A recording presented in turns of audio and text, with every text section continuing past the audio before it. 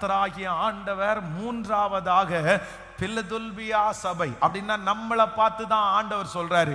கர்த்தர் மூன்றாவதாக வாக்கு கொடுக்கிறார், நான் உனக்கு செய்வேன், நான் உனக்கு செய்வேன். கர்த்தர் வாக்கு கொடுக்கிறார், ஆண்டவர் உங்களுக்காக எனக்காக செய்து முடிக்க போகிறார். கர்த்தர் எனக்காக யாவையும் செய்து முடிப்பார். அந்த காரியத்தை ஆண்டவர் செய்து முடிப்பார்.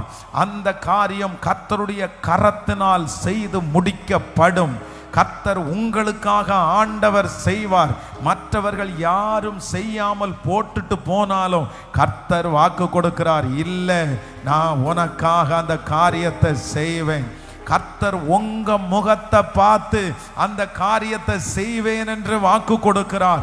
நீங்க இந்த ஜெபத்துல தொடர்ந்து கலந்து கொள்றீங்கல்ல, கர்த்தர் வாக்கு கொடுக்கிறார், மகளே நான் செய்வேன், உன் மகளுடைய திருமணத்தை நான் செஞ்சு வைப்பேன், உன் மகனுடைய அந்த காரியத்தை நான் செய்வேன்.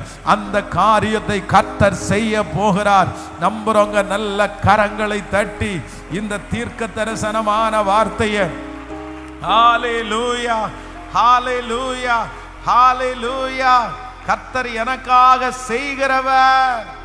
ஆமென் ஹalleluya. யோசேப்புக்கு அவனுடைய தகப்பனார் செஞ்சார். எப்படி செஞ்சார்னா ரொம்ப ஸ்பெஷலா செஞ்சார். எல்லா பிள்ளைகளை பார்த்து பார்த்து செஞ்சார். அது என்ன அப்படின்னு சொன்னா பலவர்ண அங்கி. ஆனா அந்த பலவர்ண அங்கி ரொம்ப நாள் யோசேப்பு போட்டுட்டு இருக்க முடியல. அப்பா ஸ்பெஷலா செஞ்சிருந்தாலும் அந்த வஸ்திரம் ரொம்ப நாள் அவனுக்கு கிடைக்கல. ஆனா வேதம் சொல்லுது, யோசேப்பினுடைய பரிசுத்தத்தை பார்த்து யோசேப்புக்கு ஆண்டவர் செய்றார். ஆண்டவர் ஒரு வஸ்திரத்தை கொடுத்தார்.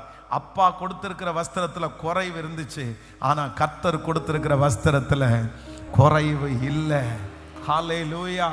நான் நம்புறேன் இங்க இந்த ஜெபத்துல இருக்கிறவங்க இளைய குமாரனை போல உங்களுக்கு கொடுத்த நிறைய காரியத்தை நீங்க இழந்திருக்கலாம்.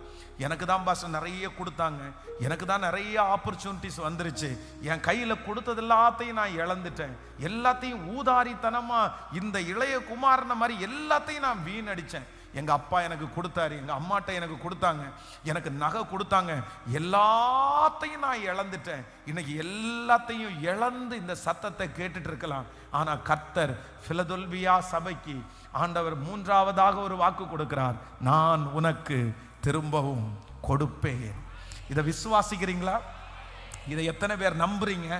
உங்களுக்கு ஆண்டவர் இழந்து போன வீட்டை கொடுப்பாரு, உங்களுக்கு இழந்து போன வேலையை ஆண்டவர் கொடுப்பாரு. ஆமேன். உங்க பிள்ளைக்கு ஒரு வாழ்க்கை துணையை ஆண்டவர் கொடுப்பாரு, உங்களுக்கு ஒரு குழந்தை பாக்கியத்தை ஆண்டவர் கொடுப்பாரு, இது உங்களுக்கு ஒரு சுகத்தை ஆண்டவர் கொடுப்பாரு. இது நடக்கும், நிச்சயமா நடக்கும். கர்த்தர் கொடுப்பாரு. மனுஷன் கொடுத்ததை நீங்க இழந்திருந்தாலும் ஆண்டவர் உங்களுக்கான வஸ்திரத்தை கர்த்தர் தருவார். அந்த கொடுப்பனை கர்த்தர் உங்களுக்கு கொடுக்கிறது ரொம்ப ஆசீர்வாதமா இருக்கும்.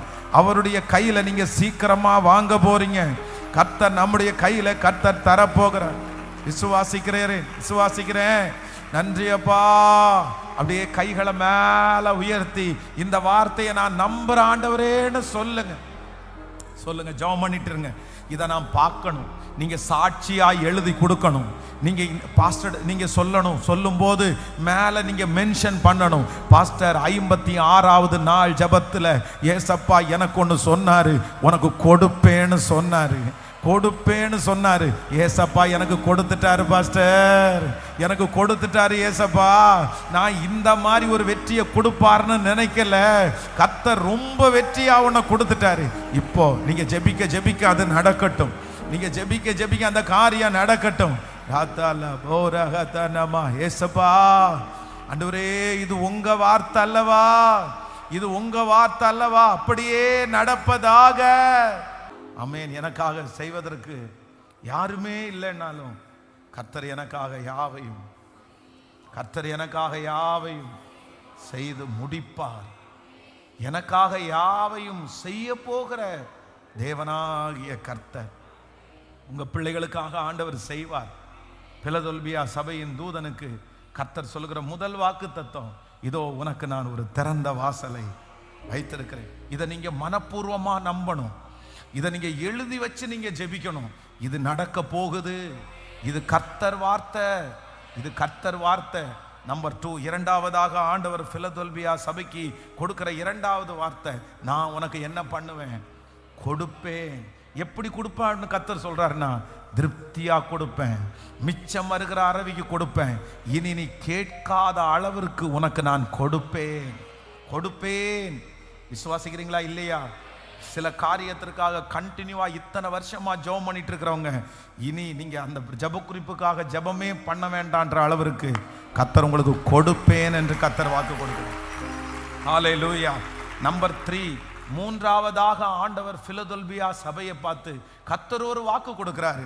நான் என்ன பண்ணுவேன்னா, உனக்கு செய்வேன், உனக்கு நான் செய்வேன். கர்த்தர் நமக்கு செய்ய போகிறார். ஹல்லேலூயா. ஸோ நம்பர் 4, நாலாவதாக ஒரு வசனத்தை வாசிக்கலாம். 3ஆம் அதிகாரத்தினுடைய 10வது வசனத்தை வாசிக்கலாமா? 10வது வசனத்தை வாசிக்கலாம். என் பொறுமையை குறித்து ஆமென் சொல்லிய வசனத்தை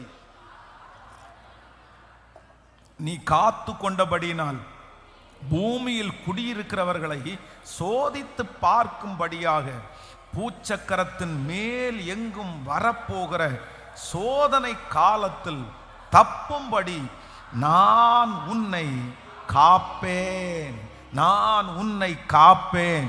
இன்னொரு விஷயம் கூட வாசிக்கலாம். என் பொறுமையை குறித்து சொல்லி இருக்கிற வசனத்தை நீ காத்து கொண்டபடியினால் பூமியில் குடியிருக்கிறவர்களை சோதிக்கும்படியாக பூச்சக்கரத்தின் மேல் எங்கும் வரப்போகிற சோதனை காலத்திற்கு தப்பும்படி நான் உன்னை காப்பேன். ஹல்லேலூயா. நான்காவதாக கர்த்தராகிய ஆண்டவர் நமக்கு இந்த 56வது நாள் கர்த்தர் வாக்கு கொடுக்கிறார், நான் உன்னை காப்பேன்.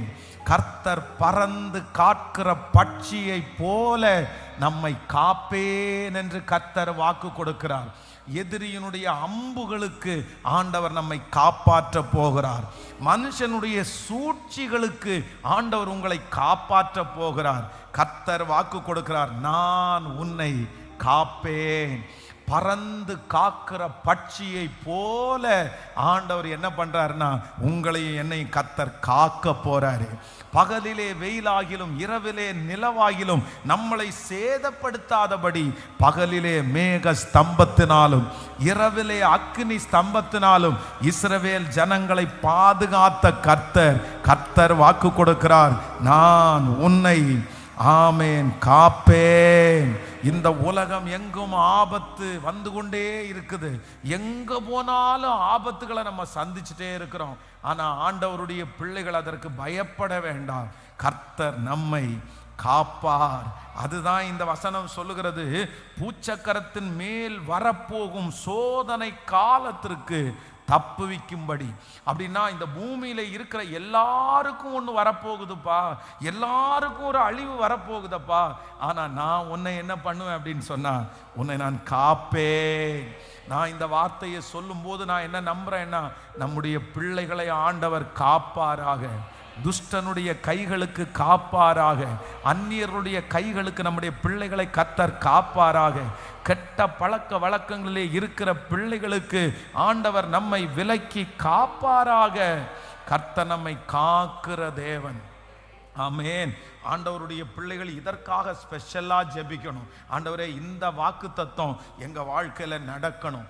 என் பிள்ளைகளை நான் காப்பாற்ற முடியாது, ஆனா நீங்க என்ன பண்ணணும் அப்படின்னு சொன்னா, என் பிள்ளைகளை நீங்க அப்படியே பாதுகாத்து நீங்க காத்து கொள்ளுங்க. ஆண்டவரே, காத்து கொள்ளுங்க. நம்ம பிள்ளைகளை சில நேரத்தில் படிக்க வைக்கிற ஸ்கூல் இருக்கு பாருங்க, அதில் ரொம்ப ஜாக்கிரதையாக இருக்கணும் ஒரு பெற்றோர். உங்கள் பிள்ளைகள் படிக்கிற ஸ்கூல் எந்த மாதிரி பிள்ளைகளை வச்சு அவங்க அந்த ஸ்கூல் நடத்துகிறாங்க, அந்த ஸ்கூலில் அவங்க கூட படிக்கிற பிள்ளைங்க என்னன்றதை நீங்கள் கண்டிப்பாக நீங்கள் தெரிஞ்சு வச்சுருக்கணும். ஏன்னா நம்முடைய பிள்ளைகள் ரொம்ப நல்ல பிள்ளைகளாக இருப்பாங்க. ஆனால் சில நேரத்தில் நீங்கள் சேர்த்து விடுறீங்க பாருங்கள் ஸ்கூலு, நீங்கள் சேர்த்து விடுறீங்க பாருங்க டியூஷன் சென்டர், அந்த இடத்துல இருக்கிற ஏதாவது தேவையில்லாத பசங்க, இல்லைன்னா அந்த இடத்துல இருக்கிற வித்தியாசமா நடக்கிற பசங்க நம்முடைய பிள்ளைகளோட சேர்ந்துட்டாங்கன்னு வச்சுக்கோங்களேன், அது பெரிய ஆபத்தா முடிஞ்சிடும்.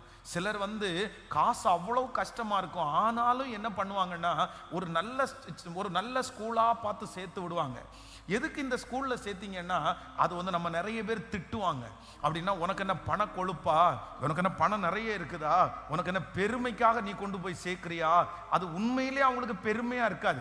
பெருமைக்காக சேர்க்கிறவங்க இருக்கிறாங்க, ஆனா பெருமைக்காக இருக்காது. இதை அடையாளம் கண்டு கொள்ளுவாங்க. நான் நம்புறேன் ஆண்டவர் உங்களுடைய தேவைகளை கர்த்தர் சந்திப்பார். உங்க பிள்ளைகளை சேர்க்கிற எந்த இடத்துல சேர்க்கிறீங்கன்றத ரொம்ப கவனமா இருக்கணும். ஏன்னா பாதுகாப்பு அப்படின்றது சுத்தமா இந்த உலகத்துல இல்லை.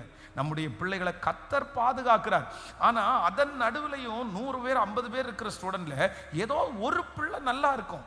ஆனா எல்லா பிள்ளைகளும் அப்படி இருக்குமான்னு நம்ம சொல்ல முடியாது. அதனால நம்ம ரொம்ப கவனமா இருக்கணும். இப்போ இந்த 4வது ஒரு காரியத்திற்காக ஜெபிக்க போறோம். ஆண்டவரே, என் பிள்ளை வெளியூர்ல இருக்கிறாங்களா, அந்த பிள்ளைக்காக நீங்க கவலைப்பட வேண்டாம். கர்த்தர் அந்த பிள்ளையை காப்பாராக. உங்க கணவனார ஆண்டவர் காப்பாராக, பிள்ளைகளை ஆண்டவர் காப்பாராக, நீங்க வைத்திருக்கிற அந்த யூனிட்டை ஆண்டவர் காப்பாராக.